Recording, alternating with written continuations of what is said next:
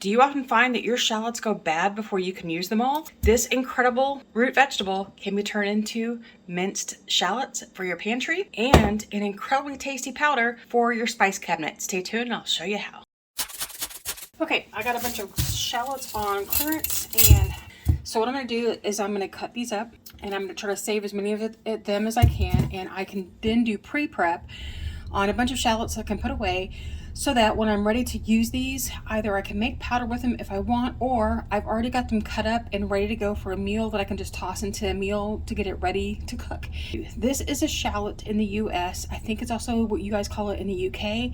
I think in Australia they call green onion shallots. At least that's what I was getting when I did my green onion video. A lot of Aussies kept saying those are what we call shallots.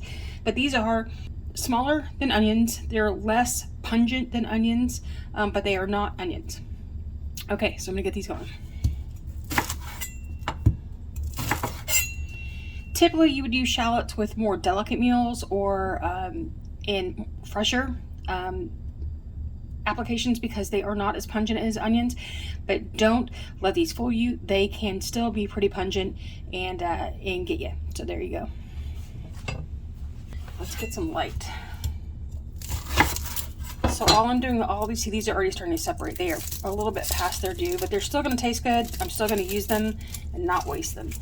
They're just a little more ripe than what I would be using normally, but I'm going to use them, and typically I would get out the food processor and just like do a bunch of rough chop and get rough chop pieces.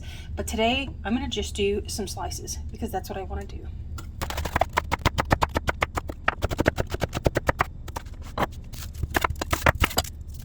And because I'm going to be doing these outside instead of inside, I'm going to go ahead and start loading up my Nesco, because this is the one that I use when I'm doing outdoor drying. And you can go through here and separate all the rings, knowing it will take less time. But there are people who like to do the full thing and just let each of the chunks dry. I'm not. It's just going to dry. And I'm not too fussed about making sure I get them all separated. I'm just going to put them on. They will shrink some as they go, so I'm also not trying to make sure that I get them all spread out nice and evenly. I'm just trying to get them in the trays, and they will shrink up a lot. And I'll separate out as I go. Now, these are pungent. They are not as strong as onions. I have had shallots before that were really, really intense, and I've had shallots that had very little astringency to the smell at all, but they still had some good flavor. I just know that in my house with my folks, this is best done outside. Okay, so as I'm getting these last ones ready, I just wanted to show you what I'm looking for. These are much larger than I typically get in my grocery store. My grocery store, I can usually get some that are about half this size. They're really smaller. But so because these were clearance, they were already towards the end of their life, and you start getting some that are not good within a batch of ones that are good. This one is soft, and you can see that there's some discoloration. I'm not going to use that one. This larger one is very soft in here, and I'm choosing not to use it because I don't want to.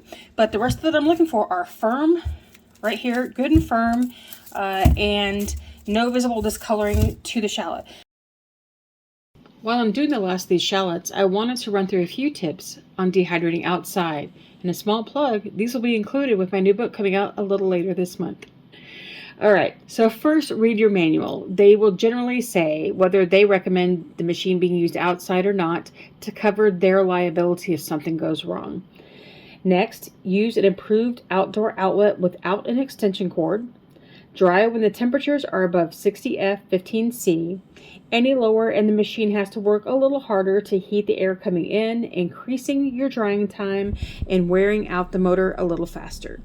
Humidity should be below 50% if possible. When the humidity is lower outside, it's easier for the dehydrator to push the humidity away from your food, making drying time more efficient and lowering the risk of mold buildup on those longer projects. Use a clean garage, shed, or covered patio free from harmful chemicals. Watch the weather to pull your machine in if it gets too cold, too humid, or it rains. Keep your machine out of direct sunlight. While most dehydrators won't allow bugs to enter while running, once it stops, ants, gnats, and flies may be attracted to your machine, so move indoors as soon as you can. For overnight drying, remember that in most areas, overnight temperatures and humidity can be drastically different than daytime. Plan accordingly. Generally, after the first 4 or 5 hours, most of the oils and aroma will be lessened, and you can move your machine indoors. But if you have people in your home that have breathing problems, whether it's asthma or COPD or something similar, remember that those things with very strong odors like hot peppers, onions, garlic, shallots, and the like can cause breathing issues, so dry outside if at all possible or in an enclosed space inside your home. And lastly, for pollution. If you live in an area with close wildfires or industrial pollution, be mindful that those contaminants will be drawn into your dehydrator and onto your food. And now I'm letting you know the smell is starting to get to me. I wear glasses, so my glasses are pretty much, my eyes are pretty much protected, but the sniffling happening now because of all of the oils up in the air, starting to get me now.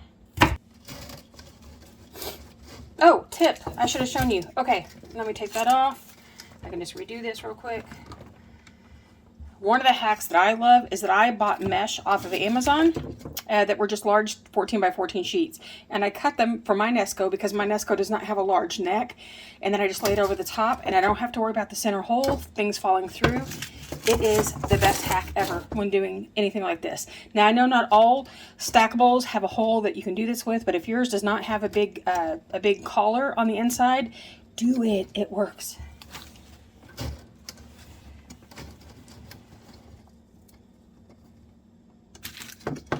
These are going to take anywhere between 10 and probably 16 hours to dry, just because I've not separated out all of the individual chunks.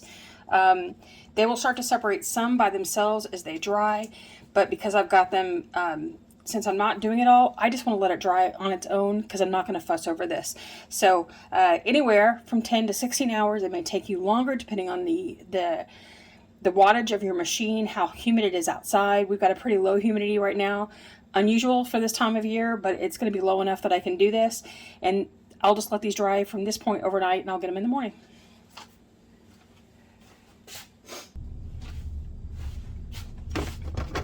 All right, 3 trays of shallots in my Nesco going in. I'll show you what they look like when they're done.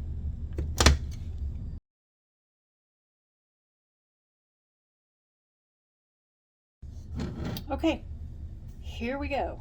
This is dehydrated shallots. I just wanted you to see what they were like. They did get bumped up a little higher than I typically will do things, because when I was setting it down on the patio, I turned the switch and then I must have hit it again. But so they're a little darker, but that doesn't mean they're bad. That just means the sugars inside have darkened up a little bit. They're not burned. They don't even have a burned flavor. But what you've got are really dry. Will just crush and fall apart. Okay, that's what they look like when they're done. So let's get started with the next phase.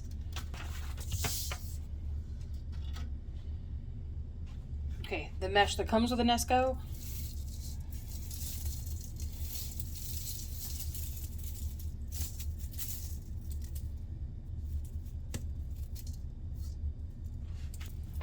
Our DIY mesh.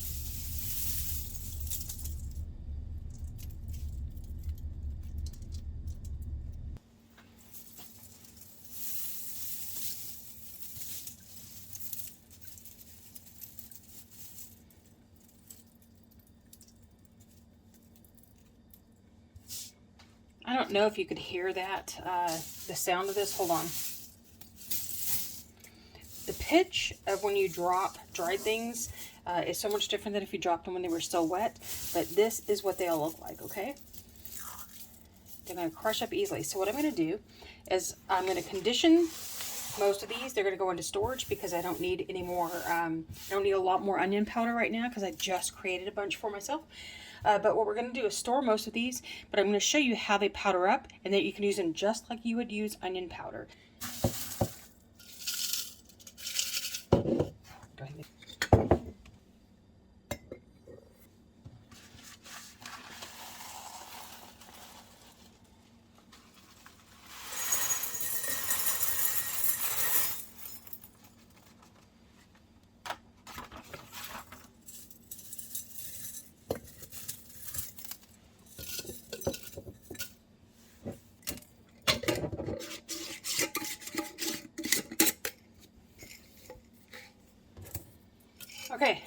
Now we go to conditioning. We've stored it in a jar that I can just quickly do this once a day for 5 days or so, maybe a little longer if you need to, but it allows me to see if things clump together, if when I flip it over like this, they stick to the top or stick to the sides and don't just easily quickly shake off. Then they need more drying time if they do. Rarely will you ever find actual condensation on the jar itself, but if you've gotten to that point, then they definitely need to go right back in the machine, because that's the next step before mold. You've got too much moisture. But what you're looking for is just the fact that some part of it didn't dry well enough, and so it's starting to clump up. You want to catch it before it molds so that you can dry it more. So there's our storage jar. The next thing I will do is label this. Find anything to label it with. A Sharpie on the jar. You can use China markers. You can use painter's tape. Works really well. Masking tape, or a label maker. If you have jars that are the same all the time, you can go ahead and do a label. So there are our shallots.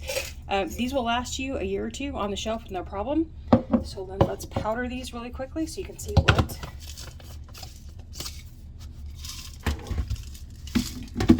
Let me raise this for you really quickly.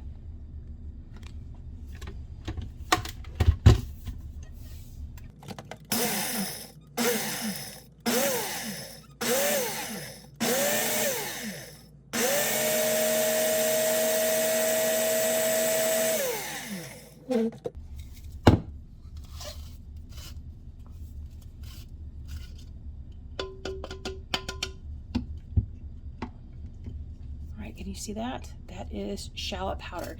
It can get a little finer if I give it a little bit more time, but I'm not really concerned about that because I'm fine with this, because we don't use it in anything that needs such, you know, it doesn't need to be so powdered that it's like baby powder. So that is our shallot powder. That is what it looks like when it's all done. And I will add it to my regular onion powder because they work so similarly that they don't need extra. Okay, so clean one. And yes, you can add one powder to another. You can add things into a jar to continue storing within a larger jar, as long as you make sure that everything has been equally dried, conditioned. Let me run this through one more time. It does need.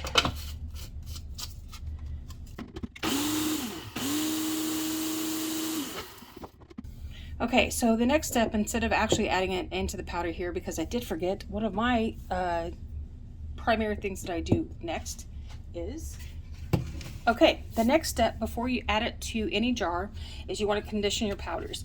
And it seems counterintuitive to condition your food first and wait for 5 days before you can even get to powder. And I'm going to tell you right now, when you're brand new, please do that, because that way you know that the things that you're trying to dry are completely dry, and then you're not going to have issues with creating a powder. After a while, if you dry things for a really long time and you know how they dry, then you don't need to worry about it as much. You can go straight to a powder, and then you go to the conditioning of your powder to make sure that everything is fully dry, because a couple things can happen. While you're powdering, friction creates heat, and that heat can make things expand and start clumping, and if there's a little bit of moisture left over, it gets even worse from that. So what you do is put your powders onto a lined cookie sheet, because you want to make this easier on yourself for putting this back into storage when you're done. Just let it come out like that. So what you do is you put this in an oven that has been heated but turned off. You don't want to bake it. What you're doing is just trying to take whatever heat is in there that will release the moisture from your powder, and it will dry it out, and it makes it drier so that when you're ready to start storing, it's ready to go in a jar. You're gonna leave it in there for about 10 or 15 minutes. Once it's done, come out, cool it off. It just takes a few minutes to cool off into room temperature. Then you're gonna go ahead and store it.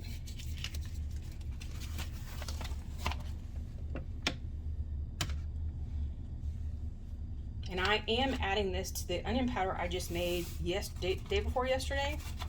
As I was cleaning out, I found I had a couple of extra bottles of onion powder from when I did tutorials, and I had some extra freeze-dried onions that I wanted to go ahead and get rid of because I've had them for a while and I didn't need to keep them. So now what I have is a jar of onion powder. Now you can see the difference between onion and shallots when you've powdered them. Okay, it does not matter that I'm adding these together because we use them equally the same way.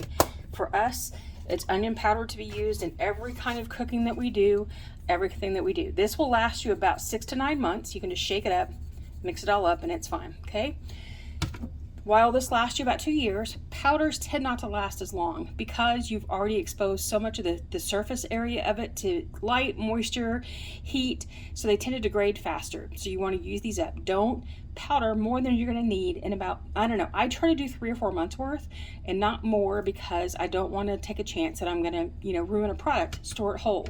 Now, how to use shallots. I've rehydrated some shallot for you. You can see it right here. It looks just like this when it's been rehydrated. Of course, you don't have to rehydrate this. If you want to use it in a super stew or casserole or however you're doing it, you can toss it in just like it is, just like you would use dried minced onion. You can cut it down even smaller to use this in a soup or a stew if you don't have fresh. You can do this in the frying pan when you want to brown it up, just like you would onions, to sweat it out a little bit. It's already cooked. Soft. It's not cooked, but it's got that soft texture of cooked. So there you go. That's what it would look like that way. Of course, you don't have to rehydrate it in water. You can just leave it like it is. That's all that's necessary. Now for powder, I did mix my shallot powder like you saw with my onion powder to fill it up all the rest of the way.